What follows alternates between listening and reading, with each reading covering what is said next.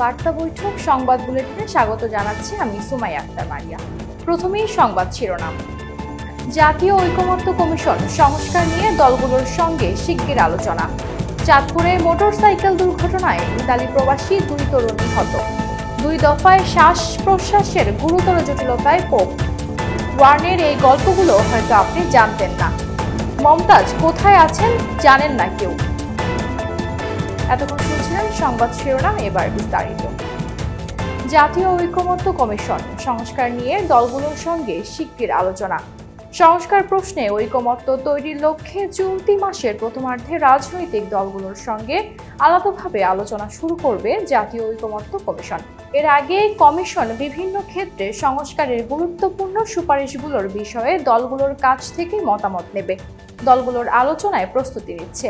ঐকমত্য কমিশন বলছে, গুরুত্বপূর্ণ সুপারিশগুলো নিয়ে তৈরি নির্দিষ্ট ছক দলগুলোর কাছে 2-1 দিনের মধ্যে পাঠানো হবে। দলগুলোর প্রাথমিক মতামত পাওয়ার পর শুরু হবে আলোচনা। জাতীয় ঐকমত্য কমিশন সূত্র জানায়, 6টি সংস্কার কমিশনের সুপারিশমালা ইতিমধ্যে রাজনৈতিক দলগুলোর কাছে পাঠানো হয়েছে। এখন রাজনৈতিক দলগুলোর সঙ্গে আলোচনার প্রস্তুতি নিচ্ছে ঐকমত্য কমিশন। এর অংশ হিসেবে কমিশন সংস্কার প্রস্তাবের মধ্য থেকে গুরুত্বপূর্ণ সুপারিশগুলো নিয়ে একটি ছক তৈরি করছে। সেখান থেকে প্রতিটি সুপারিশের বিষয়ে দলগুলোর কাছে সুনির্দিষ্ট মতামত চাওয়া হবে। কোন সুপারিশের বিষয়ে একমত কিনা এবং সেটি কবে নাগাদ বাস্তবায়ন করা প্রয়োজন বলে মনে করে, এসব বিষয়ে দলগুলোর কাছে মতামত চাওয়া হবে। দলগুলোর মতামত পর্যালোচনা করে আলোচনা শুরু হবে।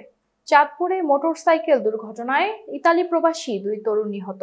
চাঁদপুর শহরের পুরানবাজারে মোটরসাইকেল দুর্ঘটনায় ইতালি প্রবাসী 2 তরুণ নিহত হয়েছেন।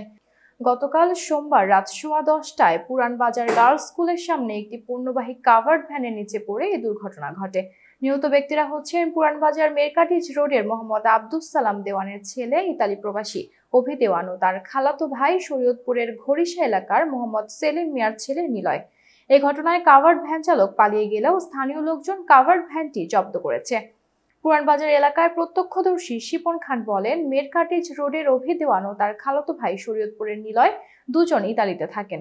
রোজা ও ঈদের ছুটি কাটাতে গত 11 ফেব্রুয়ারি অভি দেওয়ান ও 18 ফেব্রুয়ারি নিলয় দেশে আসেন। গতকাল রাত 10:15টায় তারা দুজন একটি মোটরসাইকেল নিয়ে শহরের নতুন বাজার যাচ্ছিলেন। এ সময় গার্লস স্কুলের কাছে দ্রুত গতিতে একটি সাইকেলকে পাশ কাটিয়ে যাওয়ার সময় একটি কাভার্ড ভ্যানের নিচে পড়ে যান। ঘটনাস্থলে অভির মৃত্যু হয়। নিলয়কে গুরুতর আহত অবস্থায় চাঁদপুর সরকারি জেনারেল হাসপাতালে নেওয়ার পথে তার মৃত্যু হয়। চাঁদপুর মডেল থানার ভারপ্রাপ্ত কর্মকর্তা মোহাম্মদ বাহার মিয়া বলেন, ঘটনাস্থলে পুলিশ পাঠানো হয়েছিল, তদন্ত করে আইনগত ব্যবস্থা নেওয়া হচ্ছে। 2 দফায় শ্বাস প্রশ্বাসের গুরুতর জটিলতায় পোপ ফ্রান্সিস গতকাল সোমবার 2 দফায় শ্বাস প্রশ্বাস জনিত গুরুতর জটিলতায় আক্রান্ত হয়েছিলেন। ভ্যাটিকান এই তথ্য জানিয়ে বলেছে, চিকিৎসকেরা পোপের ফুসফুস থেকে কফ বের করে এনেছে। এ প্রক্রিয়ায় পুরোটা সময় তার জ্ঞান ছিল। শ্বাস প্রশ্বাসের সহায়তার জন্য 88 বছর বয়সী পোপ ফ্রান্সিস অক্সিজেন মাস্ক ও ভেন্টিলেটর ব্যবহার আবার শুরু করেছেন বলে জানিয়েছে ভ্যাটিকান। তিনি চিকিৎসকদের সহায়তাও করেছেন। নিউমোনিয়ায় আক্রান্ত হয়ে পোপ ফ্রান্সিস 18 দিন আগে হাসপাতালে ভর্তি হন। এরপর এ নিয়ে 3য় দফায় তার শারীরিক অবস্থা গুরুতর পর্যায়ে পৌঁছান। গত শুক্রবার ভ্যাটিকান জানিয়েছেন, পোপ ফ্রান্সিস শ্বাস প্রশ্বাসের সমস্যায় ভুগছেন। তখন তার বমিও হচ্ছিল। গতকাল পোপের অবস্থার অবনতি হয়। এই অবস্থায় তাকে আবার ভেন্টিলেশন দেওয়া হয়।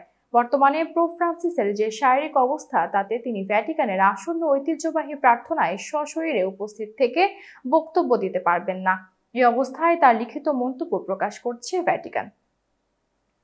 ওয়ার্নের এই গল্পগুলো হয়তো আপনি জানতেন না। স্পিন জাদুকর শেন ওয়ার্নের 3য় মৃত্যুবার্ষিকী আজ।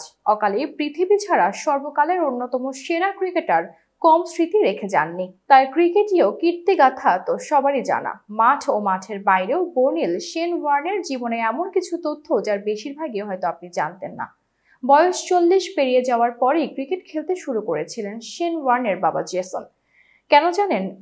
ইস্ট স্যান্ডরিংহাম বয়েজ ক্রিকেট ক্লাবে ছেলের সঙ্গে খেলতে।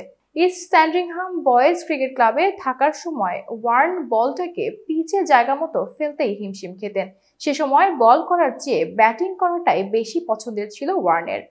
এমন পরিস্থিতিতে 1987 সালে অস্ট্রেলিয়ায় cricket board Australian institute of sports cricket বিভাগ চালু করে। 1990 সালে এই ইনস্টিটিউটের ছাত্র হিসেবে যোগ দেন ওয়ার্ন। মমতাজ কোথায় আছেন জানেন না কেউ। গানে গানে মমতাজ বেগমের জীবন 4 দশকের বেশি সময়ের। লোকগানে তিনি মানুষের ভালোবাসা পেয়েছেন। জনপ্রিয় এই সঙ্গীত শিল্পী বেশ কয়েক বছর ধরে রাজনীতিতেও সক্রিয়। সংরক্ষিত আসনের সংসদ সদস্য হয়ে প্রথম জাতীয় সংসদে প্রতিনিধিত্ব শুরু তার। এরপর সরাসরি নির্বাচনেও লড়েছেন, বিজয়ী হয়ে সংসদে গেছেন।